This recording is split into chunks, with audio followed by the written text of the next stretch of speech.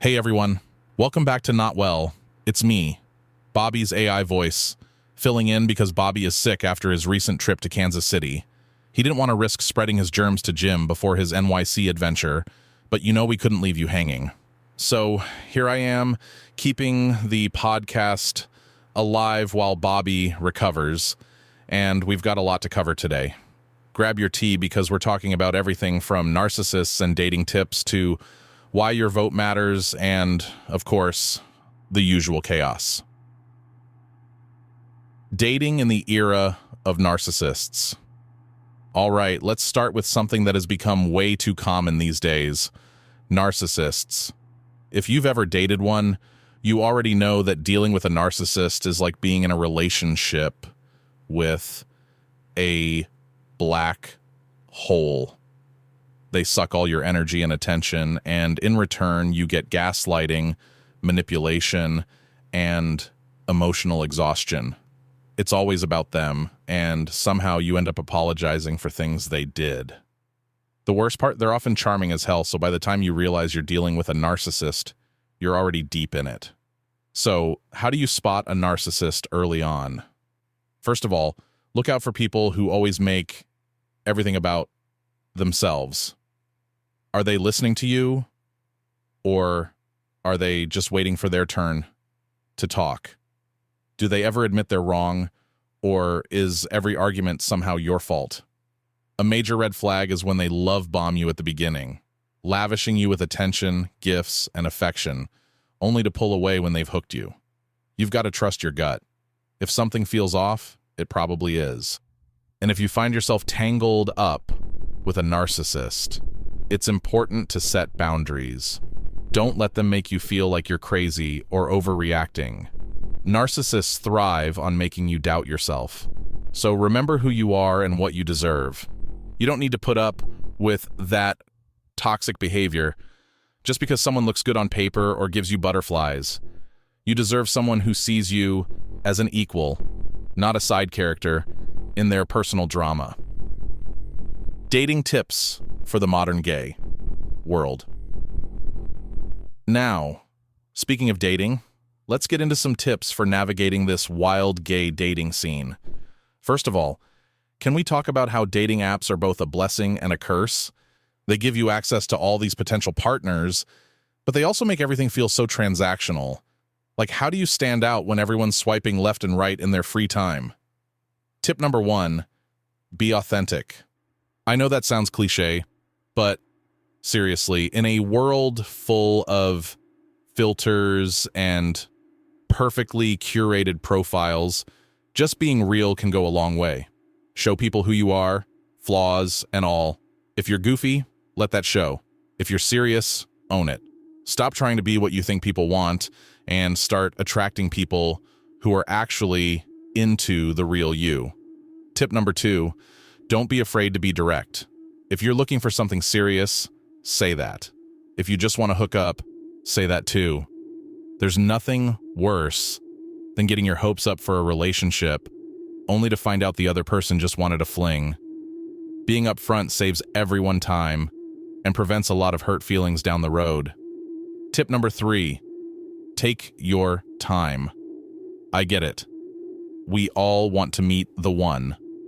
But rushing into something just because you're lonely isn't the move. Take time to actually get to know people before jumping into a relationship. Ask real questions, go on real dates, and see how you feel when the initial excitement wears off. Relationships are marathons, not sprints. Brat Summer is still here. Now, on a much lighter note, Brat Summer is still going strong, y'all. Just because the temperatures are dropping doesn't mean we're putting away that bratty idgaff energy. And with Charli XCX dropping a new remix album tomorrow, we've got the perfect soundtrack to keep the brat vibes alive well into fall. Charli is the queen of making you feel empowered and messy at the same time. And honestly, I'm here for it. Being a brat isn't about being rude. It's about owning who you are, not caring what people think, and doing whatever makes you happy. Life's too short to live for anyone else's expectations. So get ready to throw on your headphones, blast Charli XCX, and embrace your inner brat. whether that means living it up at brunch or just saying no to things that don't serve you. All right, y'all. Jim and I have joked about this before, but it turns out gay face is a real thing, according to a new study. Researchers are out here claiming they can identify someone's sexual orientation based on their facial features alone. And I'm just like, what? Do we all have some secret marker on our faces saying, yes, I'm gay? The study points to things like softer jawlines, fuller lips, or even certain expressions that might give off gay vibes. They're saying these subtle cues might lead people to assume someone's sexuality, consciously or unconsciously. And while part of me is like, ooh, okay, let's laugh about this, the other part of me is like, wait, is this just stereotyping with science sprinkled on top? Jim and I have discussed this before, especially how people love to clock someone's sexuality based on appearance alone. Like the number of times someone's come up to me and said, oh, I knew you were gay the second I saw you. And I'm over here like, well, honey, I was just walking. It's both funny and kind of frustrating. I mean, why are people so obsessed with knowing someone's orientation from just their face? What does it even matter? The article dives into this whole thing about how people can often make snap judgments based on facial traits and micro expressions. It's a little uncomfortable, right? Because this means people are silently profiling us just based on how we look. And it's not just the gays. Straight people get it too. There's straight face. Apparently. But here's the thing. This goes beyond just a funny conversation at brunch.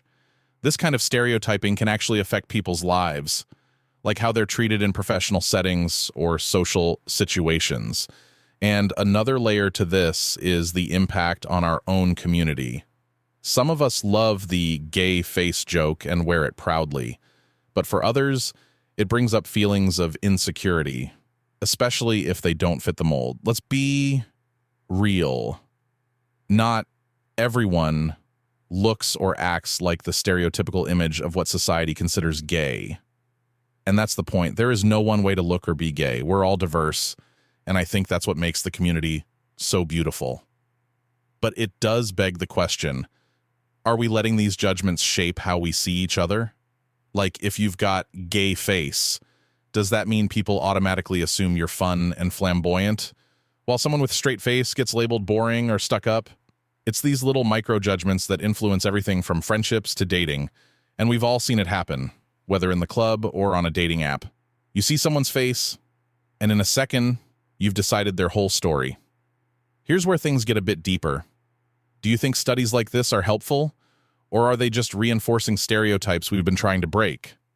Because while it's kinda fun to joke about, it also feels like another way society boxes us in. We've been pushing for so long to break free from labels and expectations, only to have science swoop in and be like, yep, we can identify you just by your face. Like, thanks for that. Super helpful. So, is gay face just a quirky joke we laugh about with friends? Or is it something that contributes to a much bigger conversation about how we perceive and label people? I'm leaning towards the latter. And don't get me wrong, I love a good stereotype joke when it's done right and by the right people. But when you have researchers using it as a legit study, it feels like we're stepping into uncomfortable territory. So, what do you guys think? Is this just harmless fun, or are we feeding into a bigger problem of stereotyping in the LGBTQ plus community? Let's unpack that. All right, y'all. Buckle up for this one because it's a lot to unpack.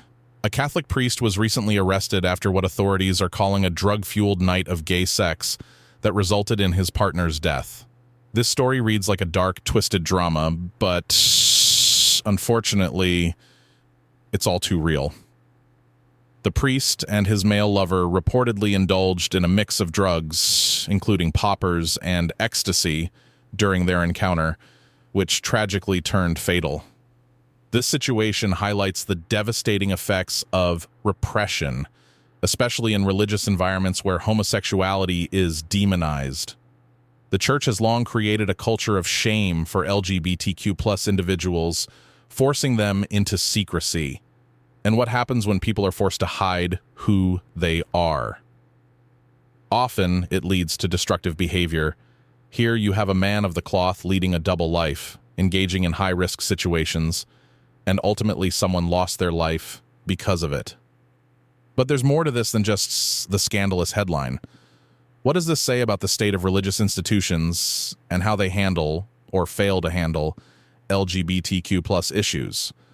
When people are denied the freedom to express their true selves, it can lead to tragic outcomes like this.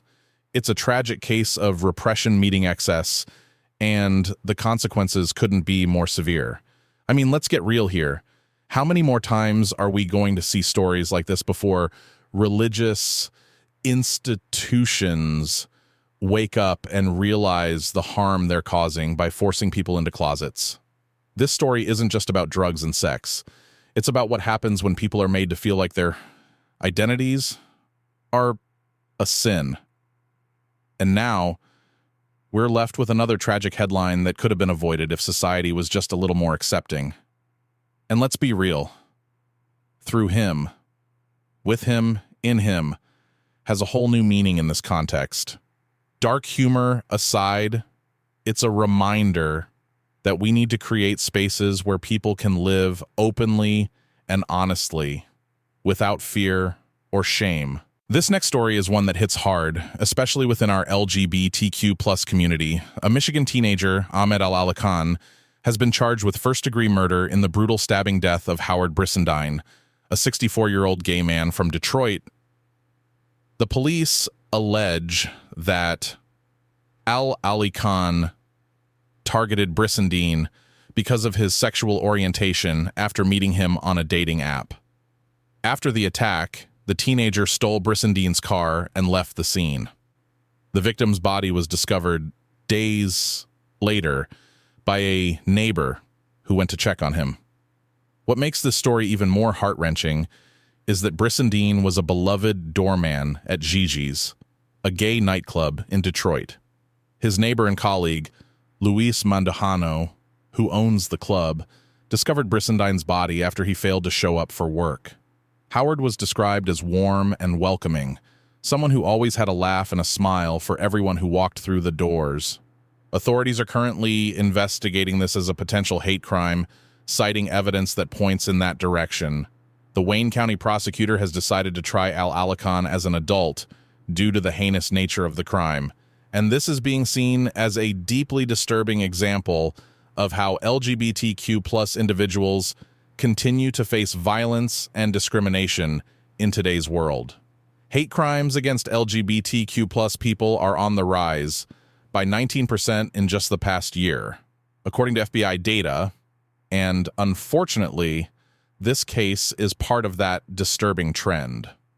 Brissendine's murder is a stark reminder that while we've made strides in terms of visibility and rights, the dangers that come with just being ourselves are still very real. As the investigation unfolds, Mandujano, who was one of Howard's closest friends, has started a GoFundMe campaign to cover funeral expenses and support local LGBTQ+ organizations to combat hate. Howard was a kind, talkative man, and his tragic death is a brutal reminder of the work we still need to do to protect our community. This case has shaken Detroit, and it should shake all of us too. The fight for LGBTQ+ equality and safety isn't over, and it's crucial that we stand together in moments like this, both in grief and in action. All right, let's dive into some of the juiciest and often most awkward parts of being a gay man that you definitely aren't spilling to your parents. Trust me, we all have that list of things we conveniently leave out during family dinners. So here are the top 10 things you're probably not telling mom and dad. Details of your love life. Sure, they know you're gay, but they don't need the details if you know what I mean. Your parents don't want to hear about last night's Grindr date. Your sexual preferences. Let's be real, no one wants to have the talk with their parents, especially when it involves who's doing what in the bedroom. How many dates you actually go on. They might think you're constantly searching for Mr. Right, but sometimes it's more about Mr. Right now. The whole dating part is a gray area, that wild night out. You know the one when you ended up at the club until 4 a.m., or maybe made some decisions that you wouldn't exactly share over Sunday brunch. Some things are better left in the club. Mental health struggles. It's tough enough to talk about mental health openly with friends, let alone with your parents, who might not fully understand the unique pressures LGBTQ plus folks face. Body image issues. You don't tell them how many hours you've spent stressing over whether you have the perfect body for the gay scene or comparing yourself to other guys on Instagram. Money spent on clothes, apps, or even other recreational activities. The gay lifestyle isn't always cheap, and no one wants to explain why they spent $200 on a pair of shorts for Pride. Your actual politics. They know you're more progressive, but do they know the full extent of your thoughts on queer rights and activism? Sometimes it's easier to just avoid the debate. That one ex who's still in the picture. Yeah, the one who keeps popping up, even though you swore you were so done. There's no need for them to know that part of the drama, what it's really like to date in 2024. The reality of modern dating, hookup culture, dating apps, ghosting, isn't exactly dinner table conversation, so we keep it simple and say we're dating or seeing someone. The rest? A mystery. Sundry of the week. Post-vacation sickness and the work dilemma. All right, here's the real struggle of the week. You just got back from an epic vacation, you're feeling that post-trip glow, and then boom, you get sick. And now you're stuck in that weird dilemma where, she take off work to recover, but you just had time off, so you feel guilty. Do you go into work hopped up on so much cold medicine that you're basically a zombie, or do you suffer through it unmedicated with your head feeling like a lead balloon? If you medicate, you're sitting at your desk, eyes glazed over, trying to remember if you took Dayquil or NyQuil because everything feels like a fog. You're powering through emails like you're in slow motion, and let's be real, by noon, you've already reached your limit, but still have hours to go. And the worst part is, everyone at work is like, "Are you okay? You don't look great." And you're just like, "Yeah, I'm fine." Knowing full well you're one cough away from a total collapse. You're present, but barely functioning. And deep down, you're just hoping no one notices how many times you've spaced out. On the flip side, if you don't medicate, it's even worse. Your head feels like a concrete block, and every noise is amplified to 100. You can't concentrate, your brain is fogged up with congestion, and trying to focus is like swimming through molasses. You're sitting there with a tissue box, a cup of tea, and the distinct feeling that your skull is going to explode. And all you can think about is how just a few days ago you were living your best life on vacation. And now you're stuck in this post-vacation purgatory. It's a lose-lose situation, honestly. Either way, you're dragging yourself through the day, wishing you had just one more day off to recover, but knowing that's not happening.